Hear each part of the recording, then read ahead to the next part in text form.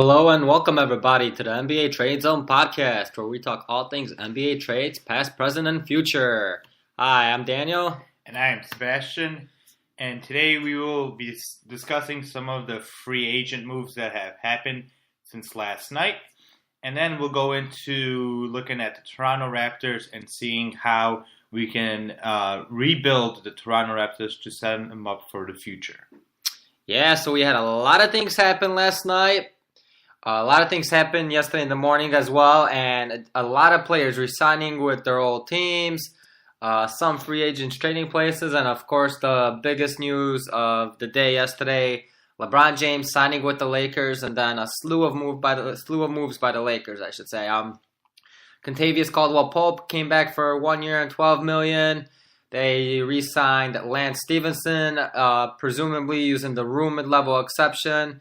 JaVale McGee on a 1 year minimum contract. So this allows them to keep Julius Randle's hold on their cap, meaning that they could re-sign Julius Randle essentially for whatever amount they want. The Lakers going in had about $60 million to spend in free agency. So LeBron James is going to take up about $35 million. Julius Randle's cap hold is about $12 million, and they signed Kentavious Caldwell-Pope for $12 million, meaning leaving them with the mid-level exception, which they did use, that's why I said presumably, on Lance Stevenson. And so this only leaves them now with the biannual exception, which is about $3.5 million to spend on the player. Leaves them with a lot of trade options as well still. Of course, Kawhi Leonard is out there still for the Lakers to attempt and trade. So it will be interesting to see now which players come, which player they sign using the biannual exception, which players come on minimum deals. What do you think of the move? I mean, I am not surprised. It looked like LeBron James was going to the Lakers to start with. I am a little bit surprised of some of the other moves that the Lakers have made. It looks like they're going to be a little bit more patient, and they're kind of setting themselves up for maybe having a little bit of cap space next year. If I think they're doing this, that in case they aren't able to trade for Kawhi this year, they will have the money and space able to do it next year. If I'm the Lakers, that may be a little bit risky, just because you never know what's going to happen in 1 year. You never know what's going to happen with Kawhi. So if I'm the Lakers, I would be pursuing Kawhi right now, and I would be offering Brandon Ingram and Kyle Kuzma in order so I can pry away Kawhi Leonard from the Spurs. I don't know what the Spurs are asking for, so I don't know if that will work, but that is something that I would be pursuing right now. I would want them to start this right now. I would want LeBron and Kawhi Leonard to be on the team this year so they can start building chemistry. I don't think LeBron James by himself makes the Lakers contenders. I don't know if I would, just by adding LeBron James in the West, you're going to be in the top four. So I would say if I'm Lakers, I'm trying to get Kawhi. I'm all in. Doesn't mean I'm offering Lonzo Ball. I think actually what you're going to offer can be a little less now, but I still want to get Kawhi Leonard on the team. Yeah, so I mean, I think it definitely makes them contenders. I'm not going to say it puts them over the Warriors. It doesn't put them over the Rockets, but they're definitely contenders at this point. They're going to be a very good team. I think regardless of whether they get Kawhi or not, they're going to be a very good team. It just doesn't definitely put them over the Warriors and put them over the Spurs. Now, the Rockets, yes. And probably even some other teams. It puts them more on par with some other teams like the Spurs. I mean, even if the Spurs do trade Kawhi Leonard, they will get a solid package in return. The Spurs are always a good team, especially in the regular season. So I think it kind of puts them on par with the Spurs in terms of the regular season at least. I think it'd be able to get over them in the playoffs, especially because Kawhi said he is... Kawhi's got to make an edit. The Spurs are just as good as a postseason team as they are a regular season team. So please don't... besmirch the Spurs like that? I think the Spurs are a better regular season team than they are a playoff team. I think that they're not, and the reason why I say that is because they're not as talented as some other teams. Without Kawhi, I should say. Because you're a hater The Spurs have won 5 championships in the past 20 years. Yes, the Spurs have one with Tim Duncan there. Yes, Okay. with one of the greatest players ever there. And yes, if Kawhi Leonard was playing, I don't disagree with you that they would be a great playoff team. But Kawhi Leonard, it was just reported that Kawhi Leonard will sit out if he's I on the understand Spurs that, but last I'm year. just saying that they're a great playoff team. And yes, if they lose Kawhi Leonard, they're going to be a less of a great playoff team. I see that. I understand that. Yeah, so but they're without. They don't have Duncan anymore. Parker and Ginobili aren't what they used to be anymore. Who needs Duncan or Parker or Ginobili when you have DeJounte Murray and Lonnie Walker the fourth? Oh, God. I mean, yes, you do have DeJounte Murray and Lonnie Walker. They're both nice players, but that's it. Especially right now. They are both nice players. LaMarcus Aldridge is a borderline all-star / all-star. Second team All-NBA. Second team All-NBA as well. As a center? Top 10 player. He is not a top 10 player in the league.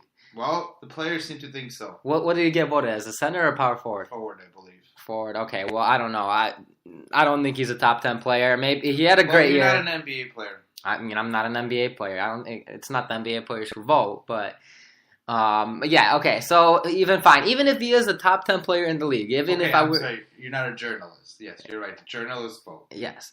All right. So even if he is a top 10 player in the league, without Kawhi, they have a few nice players and just Greg Popovich type players that play well with the team. Yeah, I agree. Without Kawhi, I'm just saying that in the past, the Spurs have been a great postseason team. Yes, in the past, but we're in the right now. I'm not taking anything away from them. Yes, they won 5 championships. I'm not taking that away from them. All right. Anyway, so we were talking about the Lakers, and I disagree with you. I think without another star, I don't think. They're going to be a playoff team. I would not call them contenders. As of right now, the only contenders I see in the West are the Warriors and the Rockets. Unless there's an injury or unless something else happens, I'm going to keep saying that. If the Lakers add Kawhi, on the other hand, I believe that they might even be the favorites because of how well Kawhi and LeBron would match up against the Warriors. I think Kawhi will put them on par with the Warriors and the Rockets and really make it a 3-team race in the Western Conference and in the whole league. I mean, unless Philly's able to pull out. Well, Boston might be able to be ready by next year. Boston might be ready. You're right. So I still think they probably need another year and maybe another player. But it depends on really how Gordon Hayward comes back and how he plays, how much Jason Tatum and Brown improve. So I think they have an opportunity to be on par, and so it'll be really interesting to see how they do develop as a team and how their chemistry works together. But I really do think that Kawhi would put them on par with the Warriors and the Rockets. I don't think he'd put them over yet. I think they still need to see who else they could get in free agency this year. I do think a couple of decent players will agree on minimum salary contracts. I believe you're forgetting that if they get Kawhi, they're going to have a big 3 of LeBron, Kawhi, and JaVale, all right? Like, we can't forget that JaVale McGee did sign on a very little contract. Not only did you sign JaVale McGee, who is a stud, you also took him away from the Warriors. And now, would the Warriors really win a championship without JaVale McGee this year? All right, well, as we can see, my brother's a clown, but it's okay. It's all right. They, if you really want to think about it, Lance Stevenson and JaVale and LeBron make a big 3. So it'll be a lot of fun to see how that will be a fun pairing too. Lance Stevenson and LeBron. I can't wait to see how they play together. All right, let's talk about this. So I've never been a huge LeBron fan. Now this move to the Lakers at first, I'm like, okay, he's doing it for a family situation. Every star wants to play in LA. Every star wants to bring the glory days back. Except for Paul George. Well, we'll talk about that. But LeBron wants to play in LA. He wants to be part of that winning culture. He wants to bring back winning. But here's the thing. He's trying to team up with all the players who can guard him. I mean, come on, LeBron. Are you really that afraid of competition? One thing we are seeing from LeBron, from his moves, is he's just afraid of competing. You team up with Dwayne Wade and Chris Bosh. Now you're teaming up with Lance Stevenson, who's one of the better defenders against you, and you want Kawhi, who's probably the best defender against you. You're just gonna play against all the people who can defend you. Come on, LeBron. For some sake of competition, let's try to play against players who are good. All right, so I have 2 things to that. All right, first of all, MJ teamed up with Dennis Rodman. Okay, Kobe teamed up 2 years in a row. First with Ron Artest after they had a heated battle and some heated exchanges when Artest was on the Rockets. And then the next year he brought in Matt Barnes after they had their heated exchange. And it's because Kobe loved those guys because of the fact that they weren't afraid to go out and compete with him. Same thing like I just mentioned, Jordan with Rodman. Yeah, it was a few years after, but Jordan had no problem bringing in Rodman when it came time to bring him in after they had a lot of heated battles against the Pistons for a few years. And my second point, I believe it was Daryl Morey a couple months ago who really claimed that, yeah, it'd be better if there was competition in the league. But now teams are really, right after Kevin Durant went to the Warriors, teams really got forced to build their super teams. And they had no choice. I mean, you could either go for the competition's sake, as you say, or they could build superstars around superstars to make sure that they could compete with the Warriors because of the fact that that's the only way that could compete with the Warriors. So really, the Warriors took out any teams really taking that into consideration. I mean, I don't even know if they would take that into consideration previously, but Warriors really took that away from anyone where they taking competition into consideration when building a team. You have to get whoever you could get and take the players who can't guard, for example, in the Lakers case, who can't guard LeBron, bring them in on that team. All right, I'm just trying to point out that LeBron, come on, man. Let's, respect the game a little bit and play against a great player. Respect the game? The Warriors then, how would you consider the Warriors are disrespecting the game for what they did? A little bit. I mean, they're disrespecting competition for bringing in Kevin Durant after a 73-win season. Yeah, a little bit. I mean, what they did and what LeBron's doing is everything is fine with the rules, right? They're following the rules.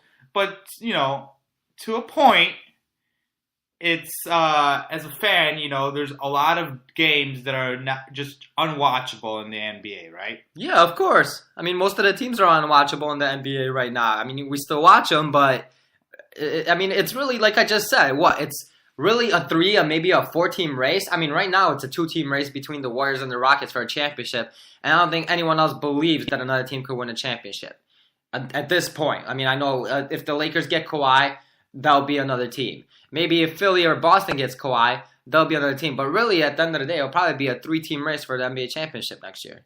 Yeah, I mean, I still think you're not respecting the Celtics enough, but that's a debate that we can have at a different time. Okay, so one other move that we would like to talk about is DeAndre Jordan. DeAndre Jordan signed $24 million on a 1-year contract with the Dallas Mavericks. Why 1 year?